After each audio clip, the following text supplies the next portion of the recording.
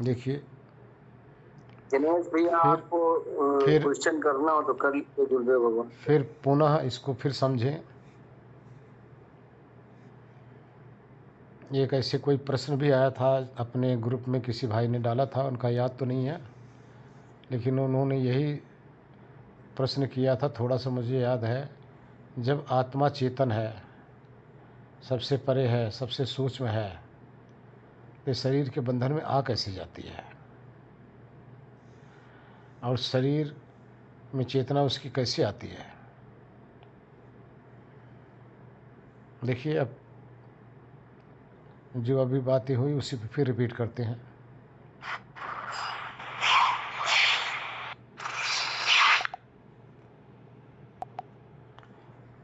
अगर आपकी हमारी रुचि नहीं है तो किसी भी प्रकार का कोई बंधन है ही नहीं। अब देखिए, हम जहाँ भी चलते हैं, हमारे अंदर पहले उसके प्रति रुचि होती है, जिज्ञासा होती है कि हमें यहाँ जाना है। वो पदार्थ आपके पास नहीं आ रहा है, क्योंकि वो जड़ है, आपके पास चल के आने का उसमें सामर्थ्य नहीं है। लेकिन चेतन होने के कारण से आप में ये सामर्थ्य है कि उस स्थिर पदार्थ के पास आप जा सकते हो। आप अस्थिर पदार्थ हैं और बाकी सब स्थिर पदार्थ हैं, और इस स्थिर पदार्थ की तरफ, जड़ पदार्थ की तरफ आप ही जाएंगे। आप सिर्फ उसी जगह जा सकते हैं जहाँ पर जिस चीज़ में, जिस पदार्थ या जिस प्राणी के प्रति आप में इंटरेस्ट होगा, उसके प्रति चाहत होगी। और ये चाहत दिखाई नहीं देती, लेकिन इतनी ज़बरदस्त रस्सी है, ज़बरदस्त फांस है कि आत्मा को बांध कर रखती है। और इसी चाहत के कारण से आत्मा फंसता है, बंधता है। किसमें? प्राणी में और पदार्थों में। और इसी से इस दुनिया के अंदर समस्त आत्माएं, समस्त देहधारी भाग दौड़ में लगी हुई है। कोई पैसा कमाने में लगा है तो रुचि उसकी है, चाहता है कि अपने परिवार को पालूं, धन दौलत कमा के लाऊं। आप जहां जॉब कर रहे हैं वो आपको नहीं खींच रहा है, उसमें सामर्थ्य नहीं है, वो ऑफिस आपके पास नहीं आएगा। लेकिन आपकी जिज्ञासा, आपकी लालसा, आपकी हवस, आपकी चाहत आपको आपके घर से उठाकर ले जाकर वहाँ पटक देती है। इसी तरह से कोई भी कर्म करने के लिए हम चल देते हैं, और कर्म करने से पहले उसकी लालसा हमारे अंदर विद्यमान रहती है, उसके प्रति चाहत हमारे अंदर उपस्थित है। उसी के कारण से इस संसार में हम सारे चल रहे हैं। इसी तरह से एक गुरुजी प्रणाम। चाहत चेतन का धर्म है, इसका स्वभाव है, ये इसका जाएगा नहीं, जा भी नहीं सकता। अगर ये स्वभाव इसका चला गया तो ये चेतन नहीं है, तो फिर पत्थर हो गया। चेतन का अर्थ सचेत रहना, होश में रहना, इसकी जिज्ञासा बनी रहती है। ये जाने वाला नहीं, संभव ही नहीं। लेकिन अब यहाँ विचार करना, इसकी चाहत कैसी है। जैसी चाह वैसी राह, जैसी इसकी चाहत होगी उसी तरह से इसका रास्ता होगा, उसी प्रकार से अपने मार्ग पर ही चलेगा। यदि आपके पास या किसी के पास अध्यात्म के प्रति चाहत हो गई तो अध्यात्म की तरफ चलेगा। जिसकी चाहत भोग विलास की तरफ हो, भोग विलास की तरफ चलेगा। तो चाहत तो रहेगी भाई, लेकिन कैसी चाहत है इस पे निर्भर करता है ना। अब आप देखिए, एक चेतन स्वतंत्र सत्ता है, ना स्थूल शरीर से उसका कोई लेना देना है, ना सूक्ष्म शरीर से लेना देना है, ना इंद्रियों से कोई लेना देना है, ना उसका मन से कोई लेना देना नहीं है। इन सब से परे की सत्ता है ये, स्वतंत्र। लेकिन फिर क्यों देह में आ जाती है, फिर क्यों इंद्रियों में बस जा रही है, फिर क्यों मन के साथ आ जा रही है? क्योंकि इसकी एक चाहत है। चाहत के कारण से ही इस शरीर के अंदर बंधन में आ जाती है, और चाहत के कारण से ही हम देश देशांतर भ्रमण करते हैं। चाहत के कारण से ही हम घर से निकल के सारा दिन व्यापार करते हैं। चाहत के कारण से घर से निकल के सारा दिन जॉब करते हैं। चाहत के कारण से ही हम इधर उधर भटकते रहते हैं। चाहत के कारण से ही घर से निकलकर बाहर कहीं साग सब्जी लाना, राशन पानी लाना, कपड़े लत्ते लाना, या कहीं रिश्तेदारी में घूमना, ये सब चाहत ही है। और चाहत किसकी है? चेतन की। और जाएगा नहीं, ये रहेगा। लेकिन चाहत है कैसे? एक की चाहत है, शाम हुई, मदिरालय में पहुंच गया, वहाँ घंटा 2 घंटा यार दोस्तों के साथ बैठकर दारू पीता रहा। एक की चाहत है, जुआ खेलता रहा। एक की चाहत है, अपने परिवार को लेकर किसी अच्छे होटल में जाके वहाँ भोजन करके आएगा। एक की चाहत है, घर से निकल के पैदल वॉक कर रहा है। अर्थात जितने ही प्राणी उतनी ही चाहत। सबकी ये चाह अलग अलग पाई जाती है, और जैसे जैसे जिसकी चाह है उसी तरह से उसकी राह आप देख लो कि इस चाहत के अनुसार से कहाँ जा रहा है, कैसे कर रहा है, कैसे बोल रहा है। एक की चाहत राजनीति की चर्चा करना है, तो 2-4 बंदे को खोजता रहेगा राजनीति की चर्चा कहाँ हो रही होगी, वो उनके बीच में जाके बैठ जाएगा, फिर वहाँ राजनीति शुरू कर देगा। एक की चाहत है, घर से निकलेगा, वो खोजता रहेगा कोई भगवान का बंदा मिल जाए, उसकी चर्चा होती रहे, तो वो भी खोज लेगा। आध्यात्मिक प्राणी आध्यात्मिक बंदे को खोज लेगा, राजनीति वाला राजनीति वाले खोज लेगा, दूसरे मिजाज वाले दूसरे को खोज लेंगे, और जो निंदा चुगली वाला है ऐसा बंदा खोजता रहेगा कि किसके पास जाकर हम अपने मन के अंदर जो भड़ास है हमारी निंदा चुगली की करें। इसी तरह से इसी चाहत के आधार पर समस्त प्राणी इस संसार में विचरण कर रहे हैं। ठहरा कोई नहीं है, बैठा कोई नहीं है, चल सब रहे हैं। कोई आत्मा की खोज में लगा हुआ है, कोई परमात्मा की खोज में लगा है, कोई धन की खोज में लगा है। तरह तरह की खोज सब की है। विद्यार्थी पढ़ने जा रहे हैं तो उनकी खोज वो है, सब की खोज। उसी अनुसार से आप देखो चींटी की तरह सारे भटक रहे हैं। आप सुबह रोड पर बैठ जाइए, सड़क पे, बस स्टैंड पे आप बैठ जाइए। हम तो दिल्ली की बात कर रहे हैं। सुबह हम देखते हैं शहर की तरफ सारी दुनिया भगी चली जा रही है। कोई साइकिल से भागा जा रहा है, कोई स्कूटर मोटरसाइकिल से, तो कोई कार से, तो कोई बस से, सब भगे चले जा रहे हैं। शाम को जब उसी बस स्टॉप पे बैठ के देखते हैं, सब वहाँ से उल्टी दिशा में वापस चले आ रहे हैं, सब भटक रहे हैं। अब बात आई चाहत की। जो साधना करेगा उसकी चाहत साधना की है, जो आत्मज्ञान करना चाह रहा है उसकी चाहत आत्मज्ञान की है। अब अध्यात्म को देखिए, अध्यात्म में भी कितनी लड़ाई हो रही है। कोई कहता है ईश्वर है होता नहीं, कोई कह रहा था मैं ही ईश्वर हूँ, मैं ही ब्रह्म हूँ। लड़ाई है ना।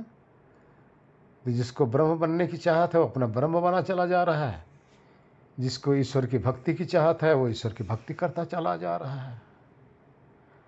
कोई कहता है कुछ भी नहीं, तो देखो कोई अपना सुबह सुबह मंदिर चला जा रहा है। जा सब रहे हैं, सब अपनी चाहत के अनुसार। इसी तरह से इस दुनिया से भी सब जा रहे हैं, लेकिन अपने चाहत को लेकर जा रहे हैं। क्योंकि किसी ने कहा ना, माया मरी न मैं मरा, मर मर गए शरीर, आशा तृष्णा न मरी, कह गए दास कबीर। यही चाहत ही आशा तृष्णा है। जिसकी आशा तृष्णा मर गई उसके लिए तो संसार ही मर गया, सारी दुनिया ही मर गई। आशा तृष्णा से ही तो दुनिया जीवित है, तभी तो हम सब लगे हुए हैं।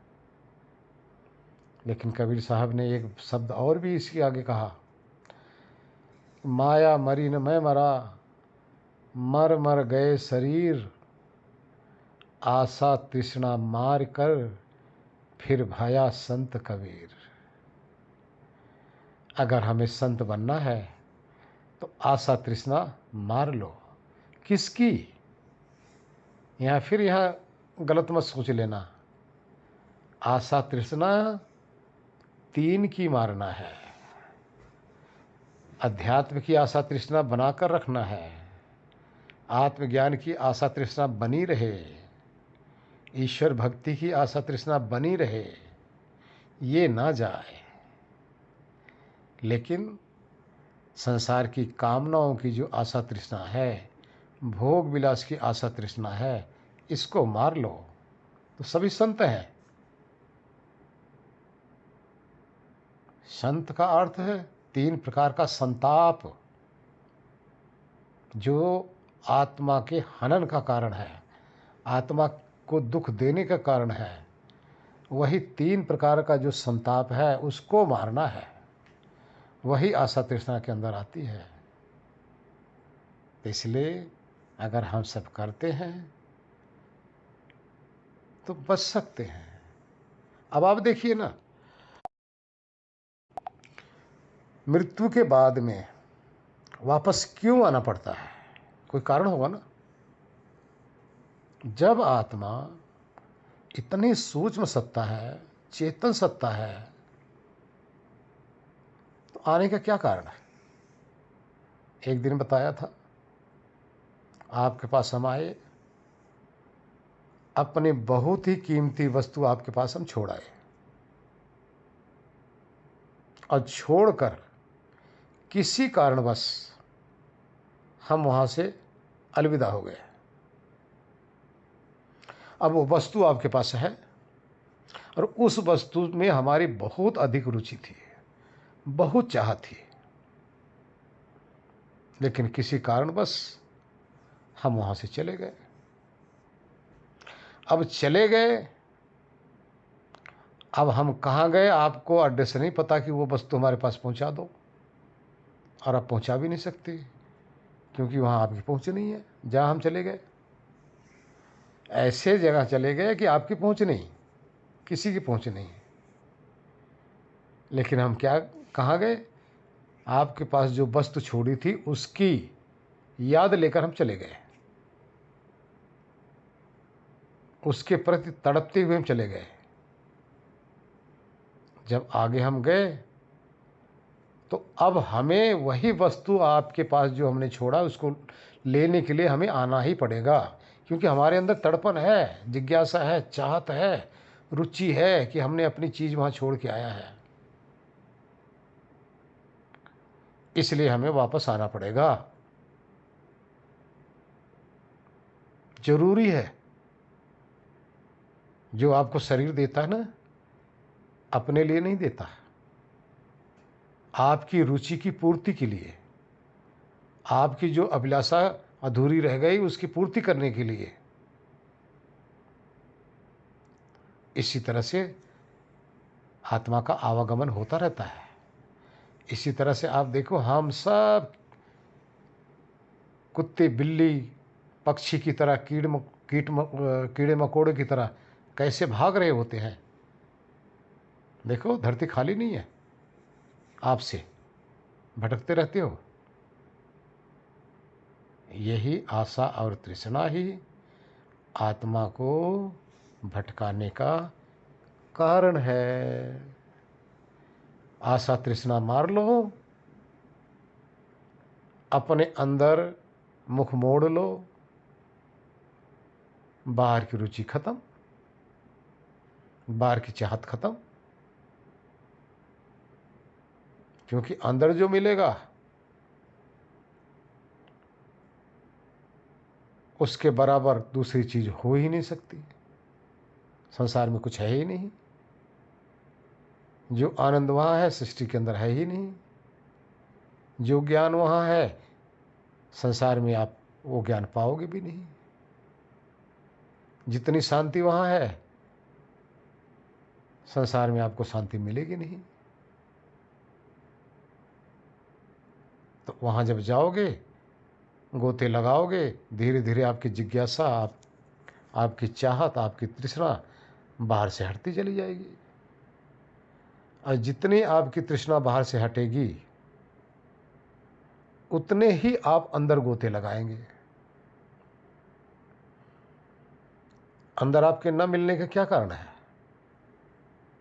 सबके अंदर समाया पड़ा है, सब ज्ञान स्वरूप है, सबके अंदर आनंद है, सबके अंदर ईश्वर छिपा पड़ा है।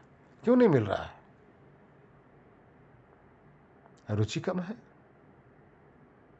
चाहत कम है। संसार की चाहत अधिक है, अंदर की चाहत कम है। बैठ के देख लो, अंदर भी आप वही काम करते जो बाहर कर रहे हो। आप सोचोगे कि हम ध्यान करने जा रहे हैं, रुचि तो आपकी वहाँ भी विचारोन्मुख होए पड़े हो, वहाँ भी आप छोड़ना नहीं चाह रहे हो, वहाँ भी तो दिखावा ही कर रहे हो। आप लोगों को कितनी बार बताया गया ये सारा कूड़ा कचरा अंदर मत ले जाओ, लेकिन आप लोगों ने बाहर से ले जा के अंदर ढेर कर रखे हो, और उस ढेर के अंदर फिर मस्त मग्न हो जाते हो। बताया जाता है कि भैया ये आपका विषय ही नहीं है, और अंदर ले ले तो यही बाहर वाला विषय। आपको बताया जाता है कि आप देखने वाले हो, आप देखने वाले को देखने के प्रयत्न करो। नहीं, आप में रुचि नहीं रह जाती। जो दिखाई दे रहा है उसमें रुचि है, कैसे ठहरोगे?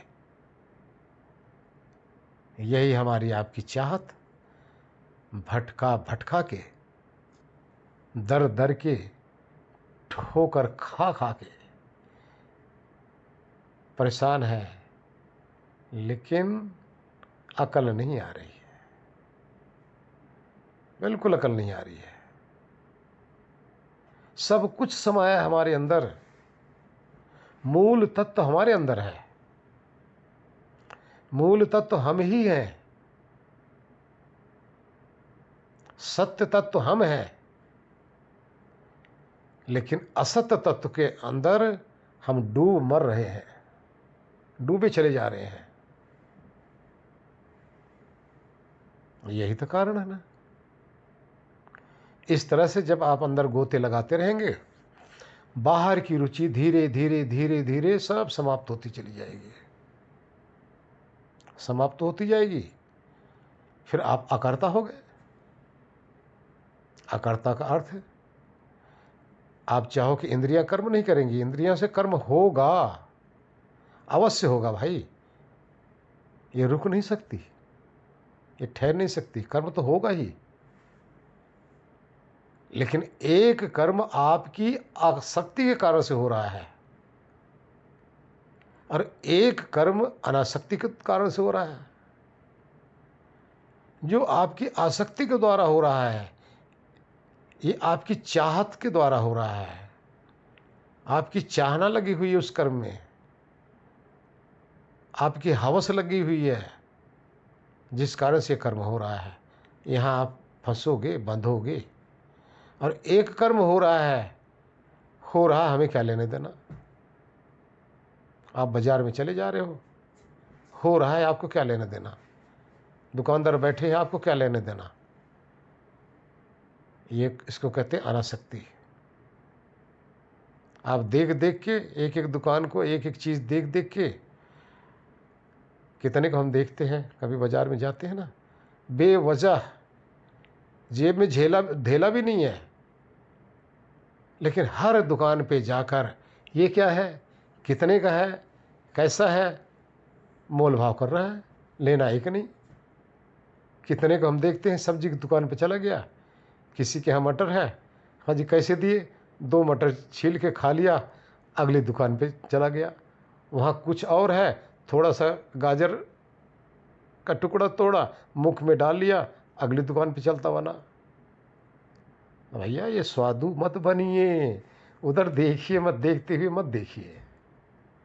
यह अनासक्ति रहते हुए आप बंधन से रहित हैं, कार्य आपका होता रहेगा, आप फंसोगे नहीं। आप विदेह बनिए, आप जीवन मुक्त बनिए, आप प्रकृति लय अपने आप को बनाइए। इस प्रकृति के फांस में मत फंसिए, नहीं तो ये माया बहुत ही जहरीली है, बहुत बुरी तरह से आत्मा को डसती है और आत्मा अपने आप को डसा लेता है, लुटा लेता है और उसको पता भी नहीं चलता कहाँ हम लुटाए। इसलिए मेरे भाई, मेरे बहनों, बचा लो। अब घर में रहो, खूब रहो, परिवार में रहो, समाज में रहो, खूब रहो। आपका परिवार बोल रहा है, लड़ाई झगड़ा कर रहा है, वार्तालाप कर रहा है, जोर जोर से कर रहा है, कैसे भी कर रहा है, आप सुनते हुए अनसुनी कर दो। आपकी चाहत होगी तो आप भी उसमें पंगे लेने लग जाओगे, फंस गए। समाज में आप जा रहे हो, 4 आदमी खड़े हैं, आप बीच में खड़े हो गए, आपका कर्म चालू। वो खड़े हैं, वार्तालाप कर रहे हैं, आप निकल जाओ, आपको क्या लेना देना, बच जाओगे। इस तरह से कर्म होता भाई, इसी तरह से बंधन होता है।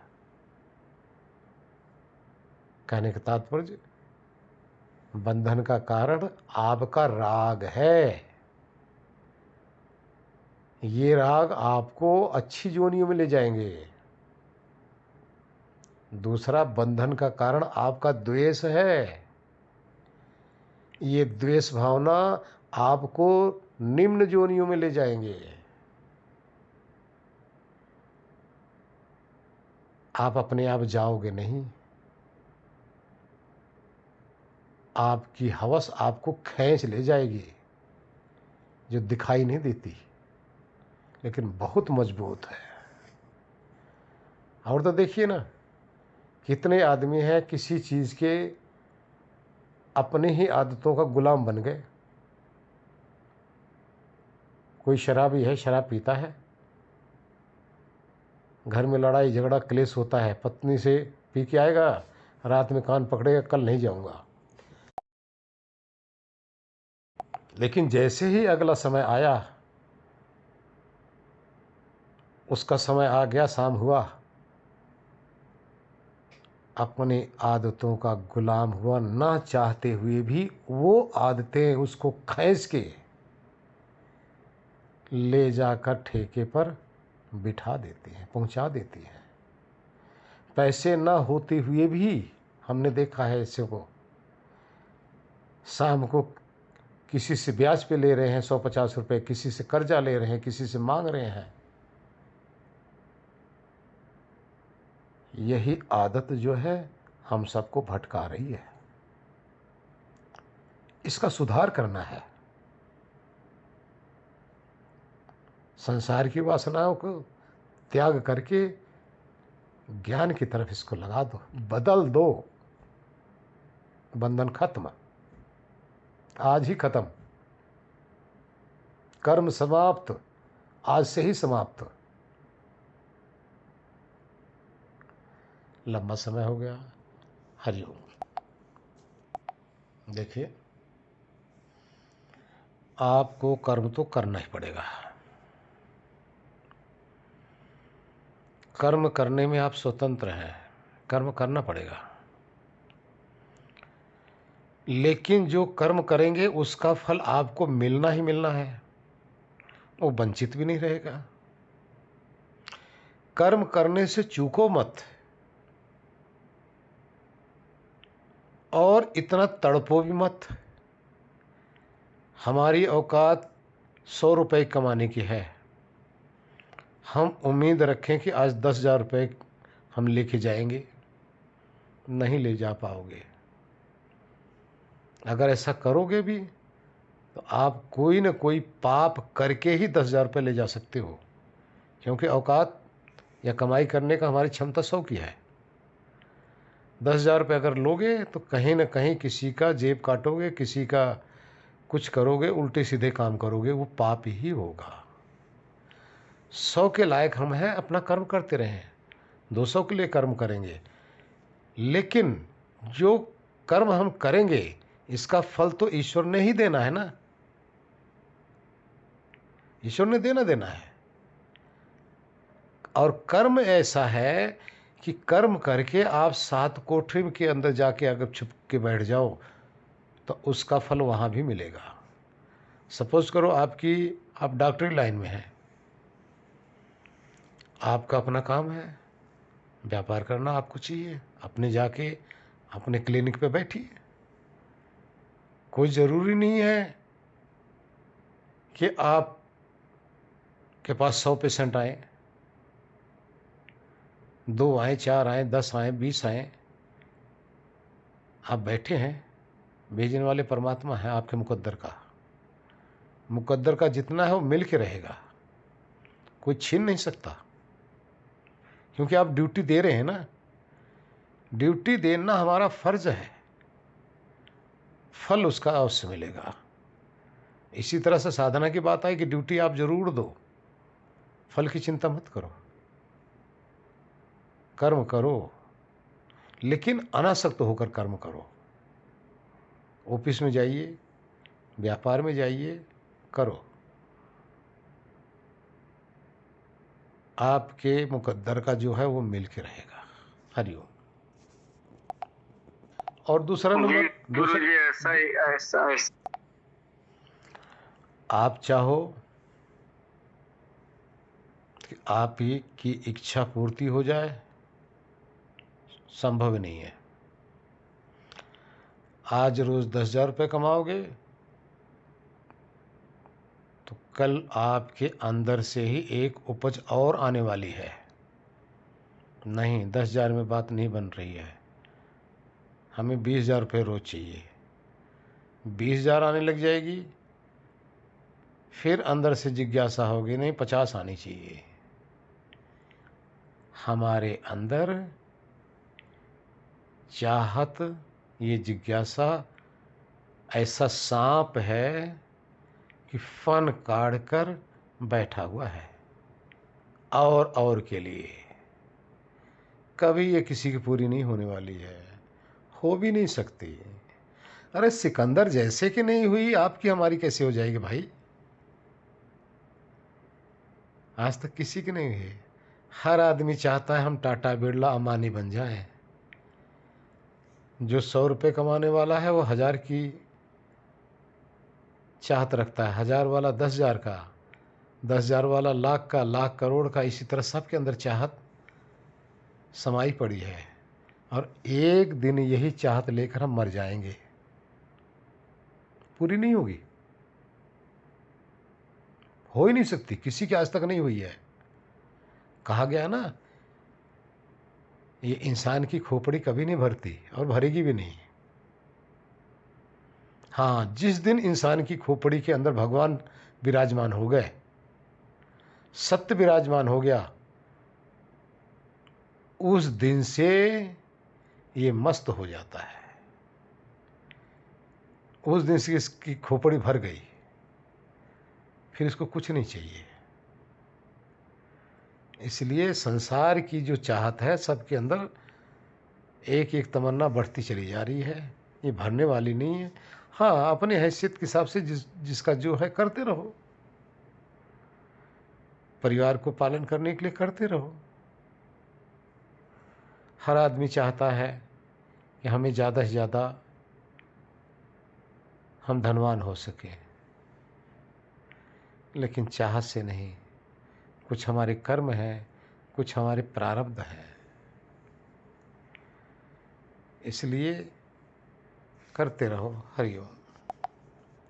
एक कहावत कही गई, चाह गई चिंता गई, मनवा बेपरवाह, जिसको कछु न चाहिए वो ही तो है शहंशाह। शहंशाह। शहंशाह बनिए भाई, शहंशाह। जी गुरुजी। इस पे यूँ है कि आपके पास कुछ घर से खाने पीने का जो भी आपके पास हुआ, आपने अपने बर्तन में, टोकरी में, थैले में या किसी चीज़ में भर के आप कहीं चले गए और वहाँ बैठकर एकांत में उसी का सेवन कर रहे हो जो आप ले गए थे यहाँ से। एक तो ये हो गया आपका जो आपने कहा कि लेके आते हैं, प्रारब्ध लेकर या चाहत लेकर। लेकिन वहाँ आगे देखो ना, वहाँ आने जाने वाले और भी तरह तरह की चीज़ें लेके घूम रहे हैं। एक तो आप अपनी चीज़ लेके गए हो, और भी बहुत से दुकानदार वहाँ हैं जो कि और नई नई चीज़ें हैं। अब आप नई चीज़ अगर लेने की इच्छा है तो वहाँ से आप ले सकते हो। आप यहाँ असहाय नहीं हैं, यहाँ भी आप स्वतंत्र हैं, नई चीज़ आप ले सकते हो और आपके पास जो है उसका भी उपयोग कर सकते हो। इसी तरह से हम अपने उस संस्कार को लेकर, उस चाहत को लेकर इस दुनिया के अंदर हम आए हैं। लेकिन दुनिया में तो पूरा की पूरा बाजार लगी पड़ी है, यहाँ से और भी हम खरीदते हैं और खरीदें, इसके लिए हम परतंत्र नहीं, स्वतंत्र हैं भाई, और ले सकते हैं। यदि वासनाओं को लेकर हम संसार में आए हुए हैं तो यहाँ अध्यात्म भी तो है, उसको भी ले सकते हैं। उसके लेंगे तो ये जो पुराना हम लेके आए हैं वो तो हमारे पास है ही, है, स्टोर है। अगर अध्यात्म में हम लग गए तो ये स्टोर के अंदर जो हमारे स्टोरेज में छुपा पड़ा है ये संचित में चला जाएगा। यहाँ गौर कर लो। फिर यही जो प्रारब्ध है इसको भोगने के बजाय हम अध्यात्म में लग जाएंगे तो ये दब जाएगा, ये फिर संचित में डाल दिया जाएगा। फिर इसको हमें भोगने की अभी इस जीवन में जरूरत नहीं है, हम अध्यात्म को भोगने लग जाएंगे। यहाँ हम स्वतंत्र हैं, हम उसी के अधीन नहीं है, अपने कर्म के भी अधीन है। हम कर्म करके आगे के लिए और भी बना सकते हैं। हरिओम। यदि वो चाहेगा तो अपने को चेंज कर सकता है। जब चेंज करना चाहेगा, अपने को बदलना चाहेगा तो ईश्वर की कृपा बरसनी शुरू हो जाएगी। लेकिन वो स्वयं अगर नहीं चाहता तो ईश्वर की कृपा धरी की धरी रह जाएगी। ठीक है।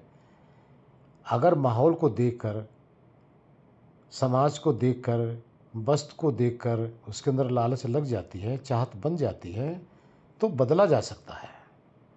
बेशक पुराना है उसके पास है, लेकिन बदल सकता है बशर्ते उसमें चाहत आए। अच्छा, चाहत दो प्रकार की होती है। एक तो जो हमारे अंदर समाया हुआ चाहत, एक तो वो हो गई। अक्सर देखते हैं आप, हमेशा हम लोगों को बाहर की चीज़ों को देखकर चाहत पैदा होती है। नई नई वस्तु जब देखते हैं तब उसके प्रति आकर्षण हमारे अंदर आता है। नई वस्तुएं हमारे को आकर्षित करती हैं। अगर हम चाहें तो इधर जा सकते हैं, ना चाहें तो ईश्वर कुछ नहीं कर सकते। हरिओम।